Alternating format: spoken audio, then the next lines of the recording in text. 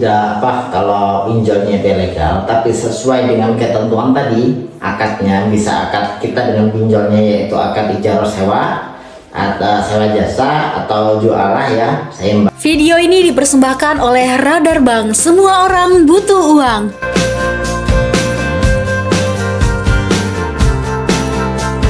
Assalamualaikum warahmatullahi wabarakatuh. Halo teman-teman sobat Radar Bank, kembali lagi di channel YouTube Radar Bank ya teman-teman. Di segmen ini kita masih masuk di segmen Tanya Ustadz ya. Di sini masih ada Ustadz Tito Gustowo sebagai narasumber kita gitu ya. Nah di sini Ustadz mohon izin ada pertanyaan dari netizen kita yaitu terkait dengan hukum dari pinjam uang dipinjol gitu Ustadz ya.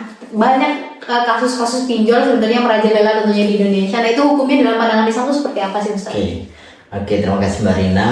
Bismillahirrahmanirrahim. Hukum pinjol itu sendiri tentunya kalau kita ingin meminjam di pinjol, tentunya harus memperhatikan yang pertama, pinjol itu harus sudah legal. Artinya jangan sampai kita pinjam di pinjol yang ilegal. Karena itu sangat kemungkinan besar terjerumus dalam riba. Tapi pinjamlah di pinjol yang sudah terdaftar di OJK ya, di OJK. Nah pinjol ini sendiri biasanya kita sebut sebagai peer to peer lending ya, P2 lending. Ini apakah diperbolehkan? Maka hukumnya diperbolehkan karena di pinjol ini ada 3 pihak. Pihak yang pertama kita sebagai sebagai peminjam uang kepada penyelenggara pinjol itu atau platformnya. Penyelenggara pinjol ini itu akad dengan kita adalah akad bisa disebut sebagai akad sewa. Kita meminjam jasa pinjol ini untuk meminjamkan uang kepada investor, karena ada investor, penyelenggara pinjol dan kita.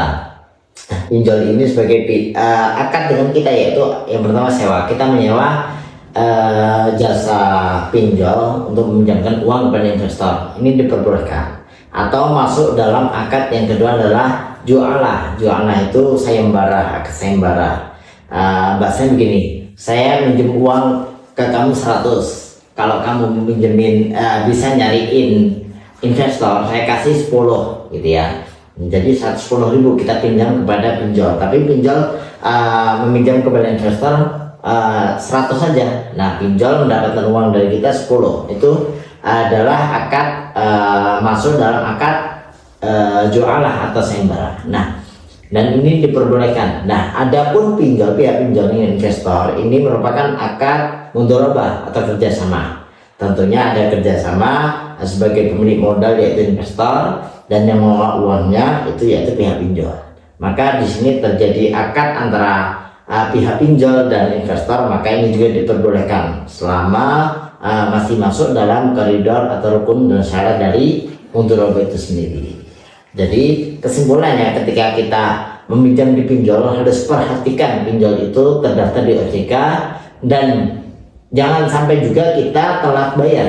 Nanti kalau telat bayar kita akan terkena denda, dan denda itu yang bisa masuk dalam kategori riba. Begitu. Oke. Berarti boleh meminjam di pinjol, tapi jangan sampai denda gitu ya. Oke gitu. Nah mungkin itu Ustadz pertanyaan terkait dengan hukum dari meminjam uang di pinjol gitu ya. Mungkin dari teman-teman kita di studio ada yang ingin ditanyakan terlebih dahulu kepada Ustadz itu?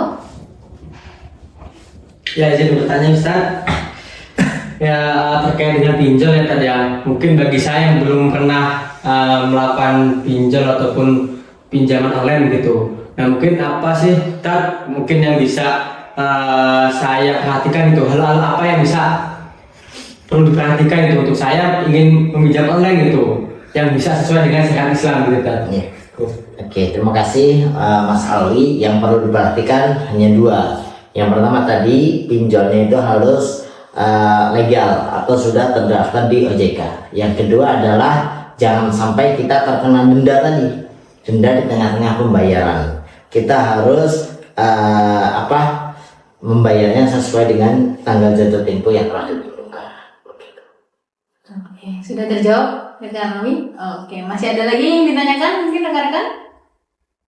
pengen bertanya Ustaz, kalau misalnya kita pinjaman online, terus kita berniat untuk tidak membayar. Nah, kita pinjam tapi berniat tidak membayar, itu hukumnya gimana? Ya. Baik, Mas Muhammad, itu sama saja dengan pencuri ya. Dan pencuri tentu hukumnya tidak diperbolehkan dan haram. Haram ya? Haram. Kalau misalnya kita pinjol tapi yang ilegal atau yang tidak terdaftar oleh OJK dan kita berniat tidak membayarkan, itu gimana? Ya, itu sama saja kita berbuat mudarat ya, double mudarat jadinya.